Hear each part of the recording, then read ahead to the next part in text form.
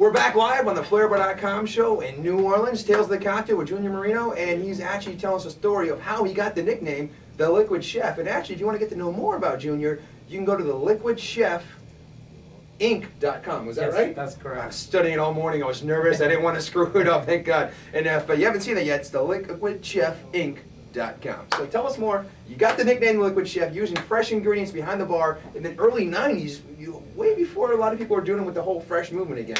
So pick us up where we left off. So basically, what we did, at that time I didn't know anyone in the restaurant, or actually the bartenders. I didn't know any bartenders. I knew a lot of sommeliers from New York, but there was no really much movement about cocktails. So I thought, I was doing something cool, and I'm like, when you go to a restaurant and you see all these write-ups and, oh, they got 3 stars, 4 stars, and then I would go, because people would invite me, come and have dinner here, and because I was part of the sommelier group, and once you're part of the sommelier group, sommeliers invite you to their restaurants and they take care of you. I gotta sign up for that group. It sounds like a fun party. Yeah, exactly. And so then I used to tell everyone, when I order a cocktail, the cocktail is not that good. And if the cocktail is not that good, then that means that your experience is not complete. How can they write that the restaurant is very good? Your experience is not just the food, it's the service, it's the atmosphere, it's the cocktail, it's the wine, it's everything. So it encompasses everything, not just one thing. And that's what a lot of people forget. It's like I could have a great meal and bad service, or have great service and a bad meal, or maybe have great wine and meal, but then the cocktail is really bad. It kills your palate. So one of the things I used to always tell people, as a sommelier, like in the wine, what it does, when you have a nice glass of champagne or white wine, it opens your appetite, because of the good levels of acidity that you have. So it really gets your mouth watering, and it gets you ready to eat. But when you have a really sweet cocktail, what does that tell you? That the sweetness is going to kill your palate, is going to kill the appetite. And then, or sometimes they go way too sour. And then when you go way too sour, one of the experiments as a sommelier that they do, they take a piece of lime, you suck on it, and then you take a sip of red wine. And that tastes just like water. So it's for people to understand how the palate works, and also the effects that you're going to have. So when you're working, with spirits, it's all about the balance. And the way I base my cocktails, I base them on wine. So wine has 4 elements. 88% of the wine, for the most part, it's grape juice left over from the fermentation, and then also it has some residual sugar.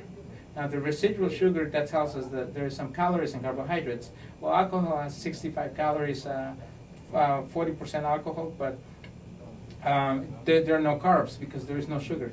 So when we add that sugar element or that sweetness, because we do need a little bit of sweetness. The same in the beer. The beer, it has also a little bit of residual sugar, and then you have levels of acidity, natural acidity from the fermentation.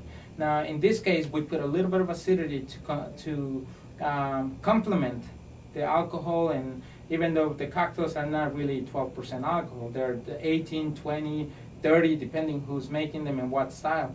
Also, one of the things that I always tell my bartenders, because for the most part, I cater towards restaurants. Now, the restaurants, I need to make sure that when you go there, you have a full experience, not just the cocktail. So a lot of people, all they care, it's about the cocktail.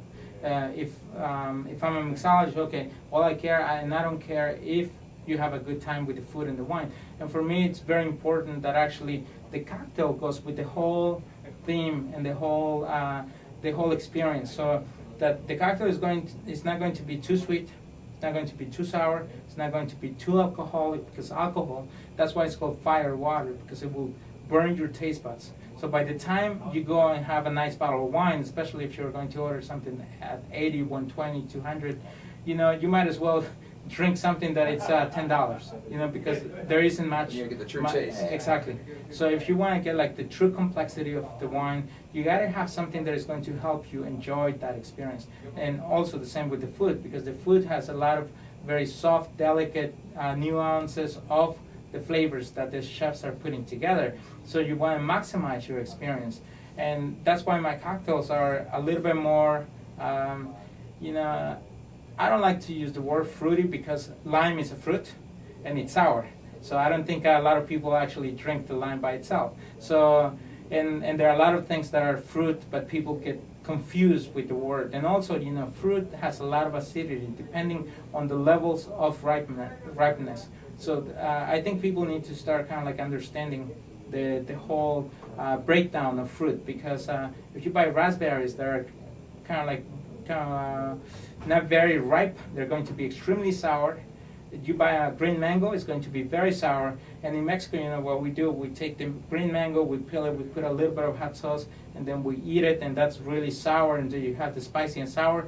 But what I do, I juice the green mango, and then I use it in cocktails in place of the lime. So there are a lot of different things that you can do as long as you understand the different ingredients. And people start getting confused. Just because it's red doesn't mean it's fruity or sweet, or, you know, it's just a color. Mm-hmm. And it's funny you say that. Like, if, and what I understand, to kind of tie this together, aren't you the official mixologist for the country of Mexico, or? Yes, I'm the official mixologist for the authentic flavors of Mexico, which is part of Zagarpa, which is the part of the government that promotes everything that is grown in Mexico and everything that is made in Mexico in terms of like tequila, mezcal, beer, pulque, anything that is made in the country. And also Pro Mexico. Pro Mexico is the one that promotes everything that it's the tourist places, from everything that it's kind of like it's promoting everything that just comes from Mexico. It doesn't matter what it is. It could be cars or anything. You say that so good, Pro Mexico. I can't say it. I'm a gringo, but you say it so much better. No matter what you say, it sounds good. So that, and then you were telling me earlier that you also, because of that, you're able to bring in authentic ingredients and fruits and vegetables and stuff that you actually grew up on as a kid, and bringing it to America and actually using hard to find items and utilize them in cocktails. That's right. So there are a lot of ingredients that they haven't made it into the U.S. yet, but I'm starting to see that a lot of people, since there are a lot of Mexicans every year, more and more, either being born here or the ones that are already here, they crave some of these ingredients that they grew up with. So like tejocotes, it's something that is made in the ponche navideño. Ponche navideño is a Mexican punch that everyone makes at their homes just in Christmas. So for Christmas, they make this big bowl, a punch bowl, and they put rum, tequila, and different liquors. And they also put pieces of sugar cane. They put tejocotes. The ponche navideño is not a ponche navideño without a tejocote. It's like a small crab apple, but it's really specific flavor. And that also makes a big difference. You know, the nanches is like a yellow cherry, but extremely different flavor, like nothing that people have tried before. And there are a lot of different things. Guaguayotes, which is a big yellow fruit bag, and then it looks like a big papaya, but the tree is huge. And then you open it, very sweet inside. The seeds are very nice too.